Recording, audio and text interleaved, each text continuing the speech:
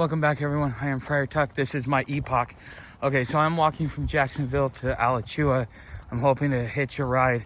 I kept getting kicked off of spots where I was trying to pick a ride. But today's video is going to be on the 5 mistakes that new homeless make.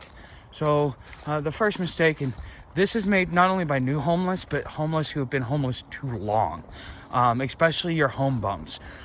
Which is too much gear. What happens when you're newly homeless is you don't realize, you don't realize all the amenities that you have being housed up. I mean, you've got a controlled environment, you've got, heating and air, you got a bathroom, a shower, you got privacy, you got all these different things. And so the first time when you go homeless, you think you're taking all that stuff with you.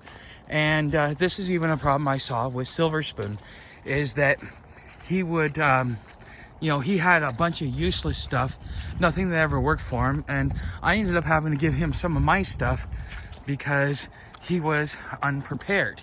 Okay. But the thing is just having way too much stuff. You don't need a big blanket. Take, if you know that you're going to be homeless, take $100 and go get yourself a simple backpack.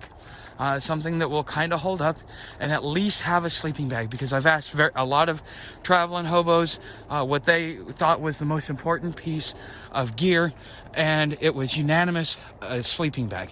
Even for me, because I mean, you can just carry a sleeping bag and strap it to you if you want, and at least you've got something warm to sleep in, so you can be comfortable at night, because getting sleep is extremely important. The other thing is, we're talking about having the wrong gear.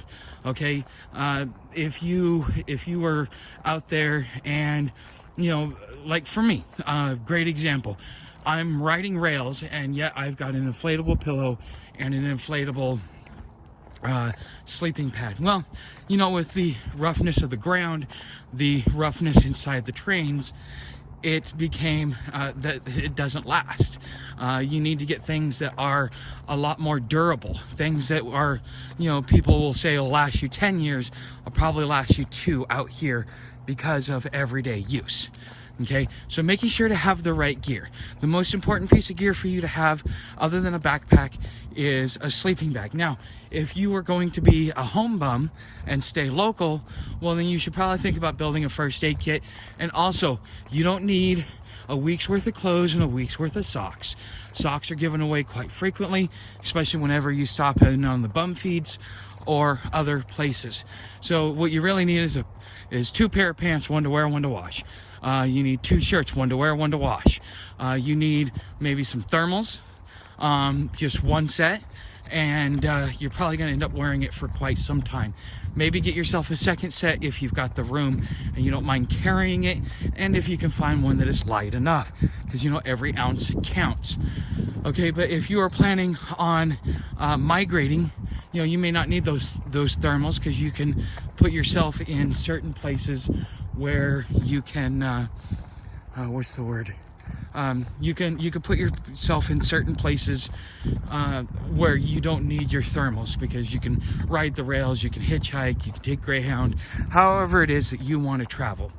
Okay, and so you're gonna want to make sure that you have a cook set and a water filter, because if you ever get out on trail and instead of, because sometimes you're 3 and 4 days between towns, especially if you're walking, it is extremely important that you be able to keep your water supply going, because most of these trails are going to go along water areas where you can collect water so that you can drink, even out of puddles. Having that water filter will be important if you're planning on being a hobo, a traveling bum. Okay, so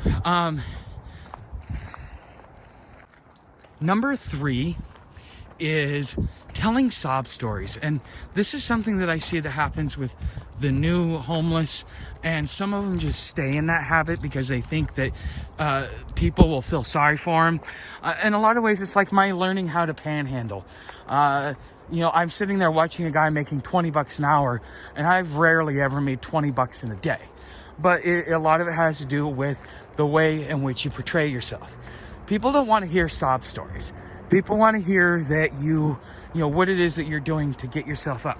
And then they also want to see results. So don't say that you're going to do something that you have no intent on doing just because you're trying to raise money. Okay? And if this is just a lifestyle you want to live because you've reached that point of giving up, well, just be honest. People will respect that, and they may understand if you explain it to them, but people don't want to hear your sob stories. I had a lady yesterday while I was sitting there hitching for a ride telling me all these things. It's like, oh my God, like the bolt of lightning struck you and all the weirdest crap that could go wrong did go wrong. But the thing is after a while she starts talking herself in circles, because of whatever reason. And then, I'm just like, okay, I don't care about your sob story. I got my own problems. I'm out here too. I got to deal with this. And the thing is nobody really wants to hear your sadness or your sob stories. So don't get in the habit of doing that, because all you're going to do is you're self-inflicting your own misery. Number 4 is depression. Okay. A lot of people go into depression or a depressive state because of the situation, whether it is that they fail to accept that they're homeless or to accept that the role in which they played that brought them into being homeless, myself included. Nobody is immune to this. And what can happen is you start blaming other people, and then it starts becoming their problem instead of your responsibility. And then, because everything gets, is always, backsliding and going downhill because you're refusing to accept, the circumstances, what you're doing is you're self-inflicting your own wounds. And by doing that, you're going to lead yourself down a fit of depression. And usually what happens is this is kind of what starts leading down the road to drug addiction. And I was even talking with the shrink that gave me a ride yesterday into Jacksonville, which was, just people giving up. And you give up because you reach the bottom of your depression and you just don't see any way out. But again, for every problem, there is an opportunity. Okay. And that is something that you're going to have to put and instill in your head. And it's something that I still have to work on to this day. So when it comes to being homeless, you're going to have to deal with depression, especially if you refuse to accept where you're at. Because I accept the fact that I am homeless, I'm okay with you calling me homeless. I don't find it to be derogatory at all, because in the social ring and social status of everything, that is what I am.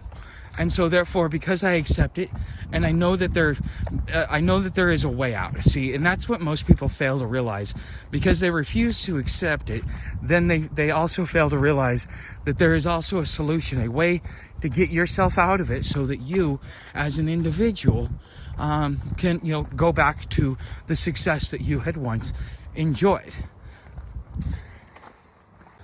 And number 5 is unrealistic expectations. I don't really know how to properly articulate this, but I know that, using Silver Spoon as an example, he came out, had a good time of the year, because summer, nobody really goes into the shelters. So, it was a great time of year for him to be able to get into a shelter. He got pampered and, they took really good care of him, not realizing that it's not like that everywhere else. He just happened to be in a community that took a little bit better care of their bums than the average community. Because, you walk across the river to Cincinnati, it's like night and day. I actually had to show him what real homelessness looked like and kind of, let him go and look down these dark alleys with me and things like that. And so sometimes you may get into a good situation and you may have an unrealistic expectation. Or you get so many things handed to you because, you're newly homeless. People see that you may still have some potential. You're not a lost cause. You haven't given up yet. Or at least they don't think that you've given up yet. You still have some life in you. You still have some fight in you. And so therefore, you'll have a lot more people that will help you because they want to see you succeed. Again, they don't want sob stories. They want success stories. Okay? And so what'll end up happening is now all of a sudden you become dependent on that, on the goodwill of other people. And this isn't even a mistake I make sometimes too, is that you become dependent on others. And so, when you have these unrealistic expectations, should any of that come falling down like it did for Silver Spoon, because he realized, oh crap, I can't stay here forever. I can only stay here for 5 months. Oh, they're not going to pamper me everywhere I go. You mean I actually have to like not get off my ass, or you mean I actually have to get off my ass and do something? You mean they're going to kick me out at 5 a.m. in the morning? It's like, oh my God. And that's kind of what that's what I got to hear from him, because it was like all of a sudden he still had that silver spoon in his mouth, not realizing that at this point in time, we are all beggars, but some of us are more beggars than others for various reasons. And part of that has to do with the fact of self-sufficiency.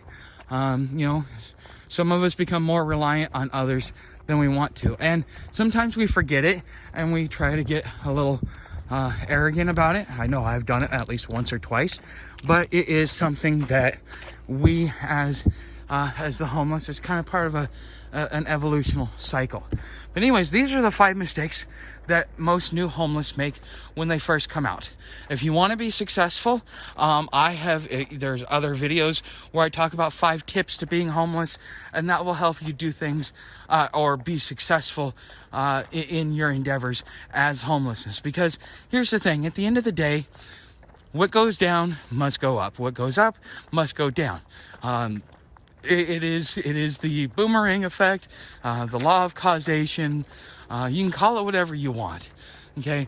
But there is a time and season for everything, and it's only temporary. So thanks for watching. Don't forget to subscribe. If you haven't hit that bell notification, hit that bell notification so that you can see me when I go live in my live streams. And that way you guys can ask me any other questions you'd like.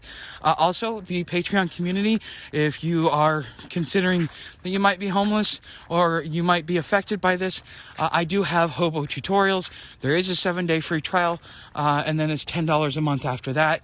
If you're really low on funds, maybe keep it for a month or two. And just soak in everything that I've got on there, because I got plenty of videos.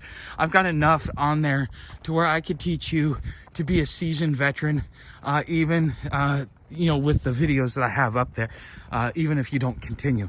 But that is something that I would strongly recommend, that you take some time and you look at that if you think this is going to affect you in that way. So thanks for watching. I'll see you in the next video.